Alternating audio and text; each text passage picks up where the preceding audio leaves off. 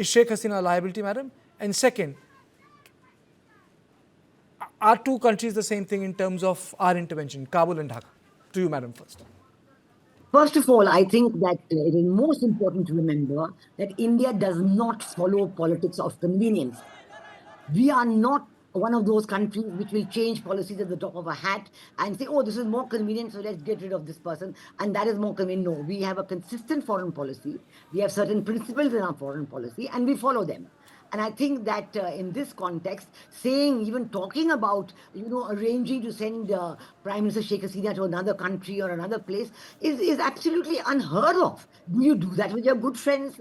Do you do that with somebody who respected your security red lines in Bangladesh for 15 years? And in return, you had between Bangladesh and India mutual economic cooperation, which gave them 6.5%, 7% economic growth, took them out of the least category status. So I think anybody who recommends this politics of convenience does not appreciate the finer points of foreign policy and does not appreciate how, not only how foreign policy is made, but how you have to be perceived by everyone.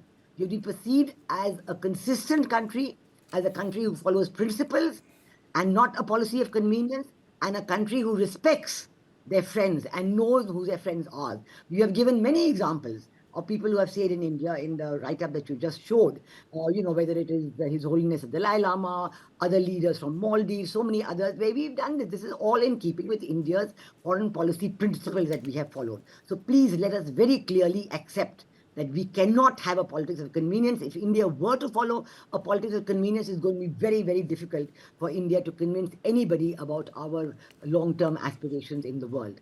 Secondly, I would like to talk about Taliban. Now, the Taliban, let us notice one thing very clearly, that during Taliban 1, when Taliban 1 and Pakistan were almost interoperable, as it were, India had no relation with the Taliban government.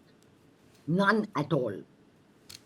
Now, under Taliban 2, we have seen very clearly what is the objective of the government. They want to get the support of their own people, and so they want the humanitarian projects, they want the humanitarian aid to continue.